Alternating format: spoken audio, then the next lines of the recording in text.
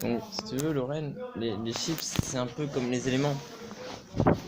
T'as basiquement, tu vois, les chips au sel qui sont une base des chips qui sont rouges. Et ensuite, parmi les bases, t'as aussi les paprikas qui sont bleus. Et c'est un peu ironique que le vert soit représenté par les poivres et sel, alors que le vert en soi, c'est la fusion du jaune et du bleu. Et que, le bleu correspond au paprika et que les jaunes, c'est les chips au fromage, quoi. Et quand tu mélanges des chips au fromage avec des chips au paprika, bah t'obtiens des chips paprika fromage et pas poivre et sel, quoi.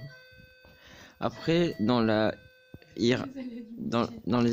hiérarchie des chips, t'as aussi les couleurs secondaires. Par exemple, le brun, c'est pas une couleur appétissante et c'est les grills.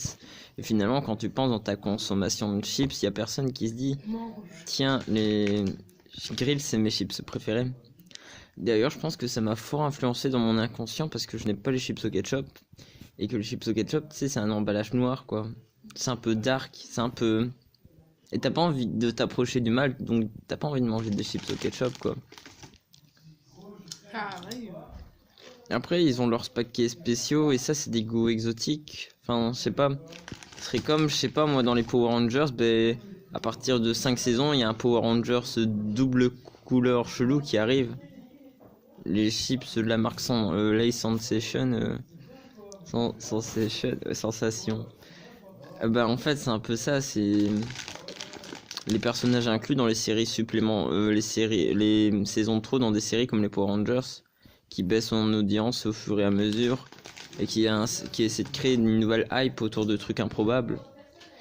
La différence entre les Power Rangers et les chips, c'est que les chips créent une réelle hype, vu qu'ils sont encore consommés.